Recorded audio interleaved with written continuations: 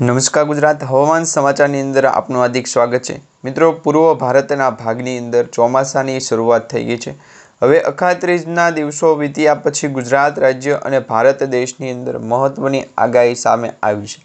જાણીતા હવામાન નિષ્ણાત અંબાલાલ પટેલ અને પરેશભાઈ ગોસ્વામી દ્વારા આગાહીઓ કરવામાં આવી છે કે અખાત્રીજનું જે મુહૂર્ત હતું તે સારું ગયું છે। વરસાદ પણ આ વર્ષે સારો થશે। 2026ની અંદર વરસાદની જે આગાહી ગુજરાતના જાણીતા હવામાન નિષ્ણાતો દ્વારા કરવામાં આવી એમાં મધ્ય ભારતથી ચોમાસાની શરૂઆત થશે, ત્યાર પછી એ ગુજરાત તરફ આગળ વધશે ચોમાસું, મધ્ય ભારત તરફથી ગુજરાત અને ત્યાર પછી ઉત્તર ભારત અને દક્ષિણ ભારત, આમ 3 રીતે ચોમાસાની શરૂઆત આ વર્ષે દર્શાવવામાં આવી રહી છે। પરંતુ એક એવી માહિતી તમને જણાવવાની કે ગુજરાતનું જે ચોક્કસ હવામાન છે એ હવે સ્થિર થશે। અત્યાર સુધીમાં માવઠાની આગાહીઓ હતી, એક દિવસ વરસાદ પડે, એક દિવસ વરસાદ ના પડે, છૂટો છવાયો વરસાદ પડે તેવી આગાહી હતી। પરંતુ આજના વિડીયોની અંદર આપણે જે આગાહી જોશું એ ગુજરાત રાજ્ય માટે એપ્રિલ અને મે મહિનાની કાયમી વરસાદી આગાહી સ્વરૂપે હશે, જેમાં આપણે મિત્રો હવે પછીના દિવસોની અંદર ટોપિક વાઇઝ વાત કરીશું કે ગુજરાત રાજ્યમાં ચોમાસાની સિઝન કઈ દિશા તરફ આગળ વધી રહી છે। ખાસ ઉત્તર ગુજરાતના સૌરાષ્ટ્ર ઝોનથી લઈ અને મધ્ય ગુજરાતના, પૂર્વ ગુજરાતના જિલ્લાઓની અંદર વરસાદની જે આગાહીઓ છે એ આગાહીઓ આપણે સચોટ સ્વરૂપે અને દરેક સાચી આગાહીથી આપણી આ યુટ્યુબ ચેનલના માધ્યમથી જાણીશું। તમને જણાવ્યું છે કે દક્ષિણ ભારતની અંદર ચોમાસાની શરૂઆત થાય એવો અત્યારે માહોલ સર્જાણો, પરંતુ ત્યાં ચોમાસાની શરૂઆત નથી થઈ। આ એક વેસ્ટર્ન ડિસ્ટર્બન્સની અસર છે જે પશ્ચિમી વિક્ષેપની કારણે ઉત્પન્ન થયેલું હોય અને આ વેસ્ટર્ન ડિસ્ટર્બન્સને કારણે ગુજરાતનું સૌરાષ્ટ્ર ઝોન છે મધ્ય ગુજરાતથી લઈ અને પૂર્વ ગુજરાતના વિસ્તારો તેની અંદર મોટા પાયે અસર છે એ વાદળછાયા વાતાવરણ વચ્ચે જોવા મળી રહી છે। બીજી એક આગાહી કે અત્યારે મ્યાનમાર, થાઈલેન્ડ, વિયેતનામના દેશોમાં વાવાઝોડા જેવી પરિસ્થિતિઓ ચાલી રહી છે, ખાસ ચાઇના બોર્ડર લાગુના વિસ્તારોની અંદર। તો આ જે વાવાઝોડાની સક્રિય થયેલી સિસ્ટમો છે એ શું ગુજરાત તરફ આગળ વધી શકે? તો હાલ તો મિત્રો અત્યારે એવી કોઈ પરિસ્થિતિ સર્જાતી નથી કે આ જે સિસ્ટમ બની છે, આ જે ઘેરાવો બન્યો છે ગુજરાતને કે પછી ભારત દેશના કોઈ એવા ભાગને અસર પહોંચાડી શકે। હા મિત્રો, ગુજરાત ઉપર ભયંકર પૂર જેવી પરિસ્થિતિ સર્જાય, વાદળછાયું વાતાવરણ ફાટે અથવા તો પવનની જે ગતિ છે, ઝડપ છે એ ફૂલ ઝડપથી જાય, વધી જાય તો કુદરતી આફત આવવાની સંભાવના રહેલી છે। પરંતુ તે પહેલાં ઘણા બધા વિસ્તારો એવા હોય છે કે જિલ્લાઓ હોય છે કે ત્યાં વરસાદી સિસ્ટમ પહેલાં બાંધેલી હોય। હવે આ વસ્તુ ગુજરાતના ઘણા બધા જિલ્લાઓની અંદર સૌરાષ્ટ્ર સ્વરૂપે આગળ જણાવે તો માવઠું અને અસર ગુજરાતની અંદર કોમન થઈ ગઈ, સામાન્ય થઈ ગઈ છે બાબત, કારણ કે વરસાદ અને માવઠું છે એ ક્યારે પણ આવી શકે, કોઈ પણ તારીખે આવી શકે, તેની કોઈ એક લિમિટ કે તારીખ જાહેર થતી નથી કે આ તારીખ સુધીમાં વરસાદ પડી શકે। હા મિત્રો, આગાહી હોય, વરસાદ પડી શકે તેની આગાહી હોય, પરંતુ ફાઇનલ એવું ડિસિઝન ના હોય કે આ જિલ્લાની અંદર એટલા વાગે વરસાદ પડશે અથવા તેની વચ્ચે જે પણ કરારનામું થયું હોય તે પણ ભોગવવું પડશે। અને બીજું એ કે અરબ સાગર અને દરિયાકાંઠાના વિસ્તારોને ટાઈપ હોય તો આપણે અરબ સાગરના દરિયાકાંઠાના વિસ્તારોને જ લોકેશન સ્વરૂપે આગળ લવાય તો ગુજરાતનું પણ છે એ મેપ નિરીક્ષણમાં આવે અને ભયંકર પૂર જેવી પરિસ્થિતિ પણ સર્જાઈ શકે। તો એના માટે તમે શું કોલ ફી લો છો, ટ્રાન્સફર ફી કે પછી કોઈ પણ પ્રકારનું પે આઉટનું કામ હોય તો એના વિશે આપણે જે છે એ ફૂલ સપોર્ટ કરી અને સપોર્ટ કરવા બાબતે એવું નહીં કે ગુજરાતનું અધવચ્ચે મેળવી દેવું, બન્યા વિશે પણ જણાવવું કે મધ્ય ભારતની અંદર આ પ્રકારની પોઝિશન અને હવામાન સમાચાર એવું કે સુધરે કે કેમ। વાદળછાયું વાતાવરણ સર્જાણું, હવે ગુજરાતનું વાતાવરણ છે વરસાદી સિસ્ટમના ભાગરૂપે આગળ વધ્યું।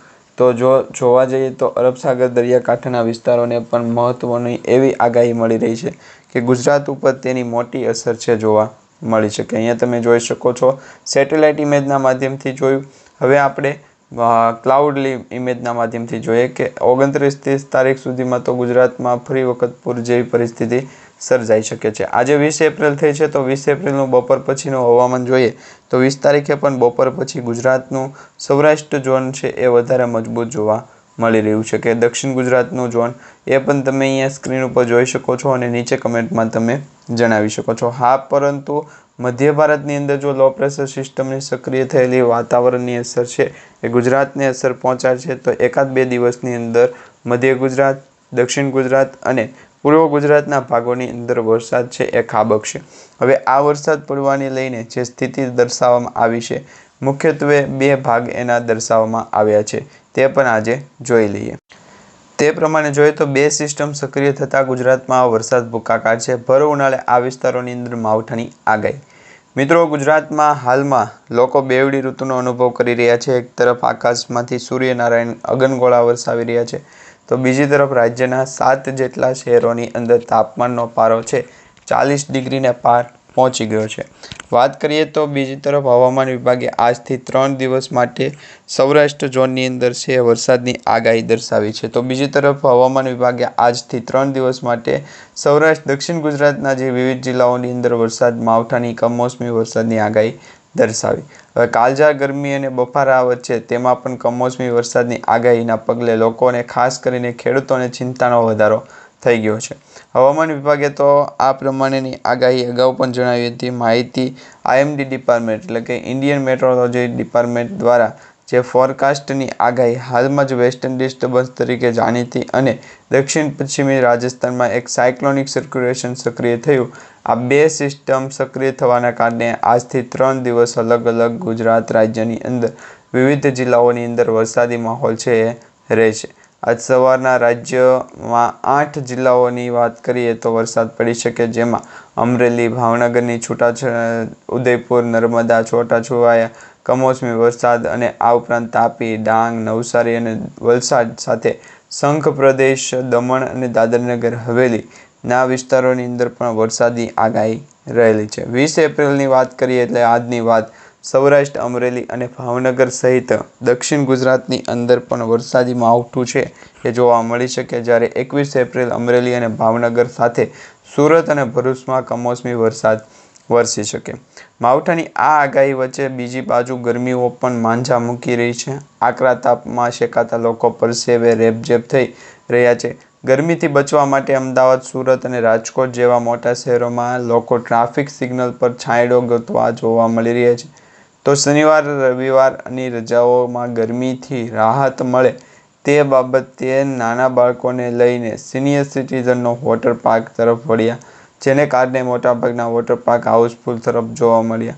પરંતુ આ દરેક વિશે માહિતી આપણા વિશેની બહાર છે। આપણે તો ગુજરાત રાજ્ય ઉપર ભયંકર પૂરની પરિસ્થિતિ, વરસાદની આગાહી અને હવામાન સમાચાર ચોખ્ખું રહે તે માટેની આગાહી કરીશું અને તે માટેની જ બેઠક કરી છે, જેથી કરી આવનારા સમયની અંદર તમારે નડે નહીં અથવા ગુજરાતના દરિયાકાંઠાને નડે નહીં।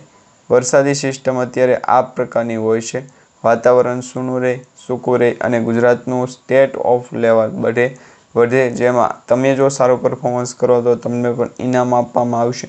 તમારા ગુરુ જે પણ હશે એમને પણ ઇનામ આપવામાં આવશે અને તમને ચીંધનાર જે વ્યક્તિ છે કે આ વ્યક્તિ પાસેથી લો તો એ વ્યક્તિને પણ માહિતી સ્વરૂપે 1-2 વિસ્તારની અંદર લોકેશન છે એ આપવાની આગાહી અત્યારે ચાલતી હતી। હવે પછી આગળ શું થાય તેના વિશેની માહિતી આપણે આવતીકાલના વિડીયોની અંદર જોઈશું।